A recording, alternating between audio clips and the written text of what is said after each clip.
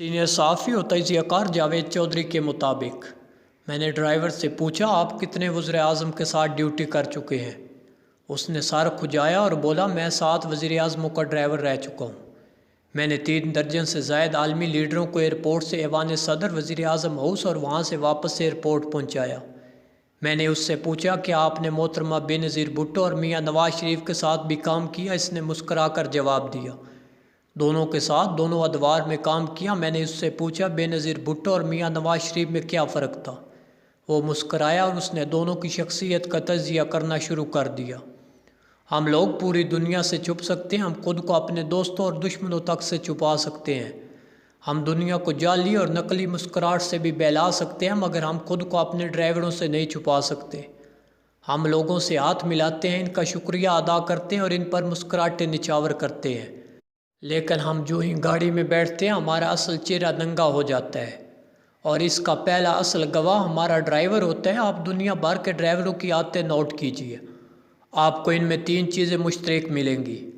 آپ جو ہی گاڑی میں بیٹھیں گے ڈرائیور بیک مرر سے آپ کے چہرے کو غور سے دیکھیں گے، یہ اس وقت آپ کے چہرے کا ننگا پن دیکھ رہے ہوں گے، یہ آپ کا اصل روپ دیکھ رہے ہوتے ہیں۔ دوسرا، یہ جب بھی کسی جگہ رکتے ہیں یہ گاڑی سے اتر کر دوسرے ڈرائیوروں کے ساتھ بیٹھتے ہیں اور یہ دونوں چند لمحوں میں آپس میں اپنی معلومات کا تبادلہ کر لیتے ہیں۔ یہ اس سفر کے دوران اپنے صاحب کے بارے میں جو محسوس کرتے ہیں نہایت ایمانداری سے وہ سب کچھ اپنے ڈرائیور بھائی کو بتا دیتے ہیں، وہ یہ معلومات شام تک پورے شہر تک پہنچا دیتا ہے۔ تیسرا، ڈرائیوروں کی ججمنٹ بہت تیز ہوتی ہے۔ آپ پوری دنیا کو دھوکہ دیکھ سکتے ہیں مگر آپ اپنے ڈرائیور کو دھوکہ نہیں دے سکتے، کیونکہ یہ چہرے پڑھنے کا ماہر ہوتا ہے۔ یہ دھوکے باز، جھوٹے، فریبی اور اچھے، نیک اور ایماندار شخص کو فوراً پہچان جاتا ہے۔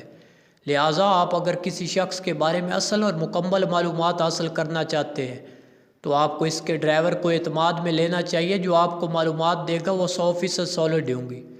مجھے چند سال قبل وزیر اعظم ہاؤس کے ایک ڈرائیور سے ملاقات کا موقع ملا۔ یہ کسی کام کے سلسلے میں میرے پاس آیا تھا، میں نے اسے اپنے پاس بٹھا لیا، اس کے موجودہ اور سابقہ صاحبوں کے بارے میں پوچھنا شروع کر دیا۔ وہ آہستہ آہستہ بتاتا چلا گیا، میں حیران ہوتا گیا۔ میں نے اس سے محترمہ بے نظیر بھٹو اور نواز شریف کے بارے میں خصوصی طور پر پوچھا۔ اس کا کہنا تھا محترمہ بے نظیر بھٹو بہت سخت خاتون تھی، لوگ ان سے بہت ڈرتے تھے، وہ درجنوں لوگوں کی موجودگی میں اپنے سٹاف کو جھڑک دیتی تھی۔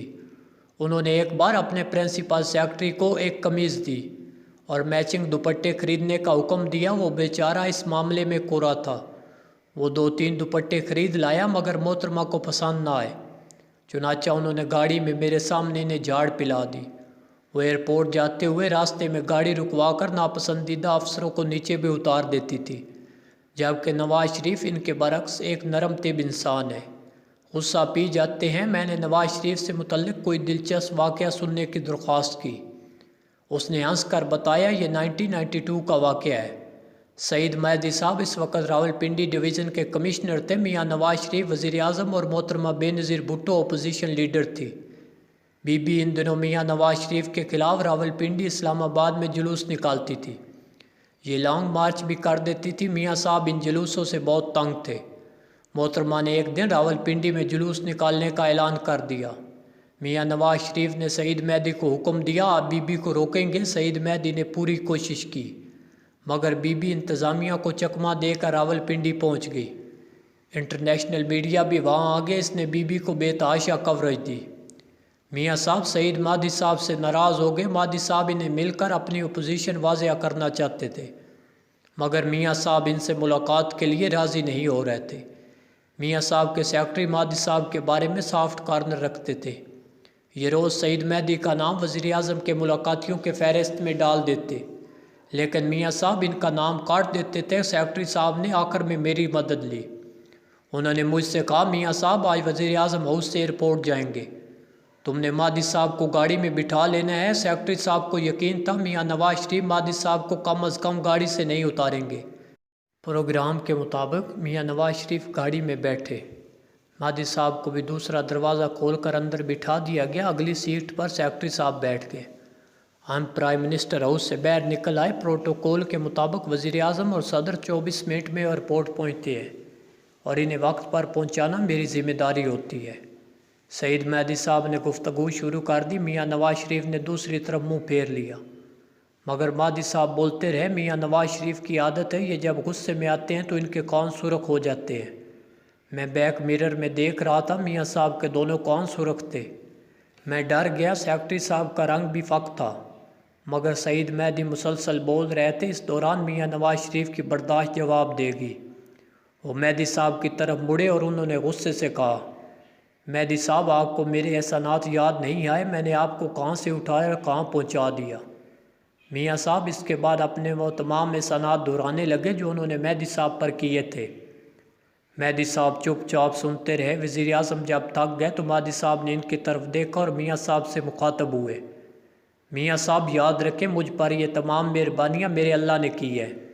آپ صرف وسیلہ تھے، میں وسیلہ بننے پر آپ کا صرف شکریہ ادا کر سکتا ہوں، مگر میرا شکر صرف میرے اللہ کی امانت ہے۔ یہ سن کر میاں نواز شریف نے چند لمحوں کے لیے منہ پھیر لیا۔ وہ کھڑکی سے باہر دیکھنے لگے، پھر انہوں نے اچانک میرے کندھے پر ہاتھ رکھا اور حکم دیا، گاڑی روک دو۔ ہم لوگ اس وقت فیض آباد کے قریب پہنچ چکے تھے۔ فیض آباد کا پل ابھی نہیں بنا تھا اور راول ڈیم چوک سے لے کر فیض آباد تک ویرانہ تھا۔ میں نے گھبرا کر سیکرٹری صاحب کی طرف دیکھا، وہ بھی انتہائی پریشان تھے۔ ہم پروٹوکول کے ضابطوں کے مطابق وزیر اعظم کی گاڑی راستے میں نہیں روک سکتے تھے، چنانچہ میں گاڑی چلاتا رہا۔ میاں صاحب نے مجھے دوسری بار سخت لہجے میں حکم دیا، گاڑی روکو۔ میں نے سعید مہدی کی طرف دیکھا، ان کے چہرے پر سکون اور اعتماد تھا۔ وہ ذہنی طور پر ہر قسم کے حالات کا سامنا کرنے کے لیے تیار تھے۔ میں نے گاڑی روک دی۔ ہمارے رکتے ہی پروٹوکول اور سیکورٹی کی تمام گاڑیاں رک گئی۔ کمانڈوز نے نیچے کود کر پوزیشن سنبھال لی۔ میاں صاحب گاڑی سے اترے اور سڑک سے نیچے اتر گئے۔ سامنے جھاڑیاں تھیں، وہ جھاڑیوں میں چلے گئے۔ ہم خوف اور پریشانی کے عالم میں انہیں دیکھنے لگے۔ وہ جھاڑیوں میں ککر کے ایک درخت کے قریب رکے، کانوں تک ہاتھ اٹھائے اور نماز شروع کر دی۔ وہ ننگی زمین پر رکوع بھی کر رہے تھے، سجدے بھی، اور ہم لوگ انہیں بلندی سے دیکھ رہے تھے۔ ہم میں سے کسی میں نیچے اترنے کی ہمت نہیں تھی۔ وزیر اعظم نے 2 نفل پڑھے، دعا کی اور واپس آ گئے۔ ان کے کپڑے اور جوتے گندے ہو چکے تھے۔ ہمارا قافلہ چل پڑا۔ گاڑی میں مکمل خاموشی تھی۔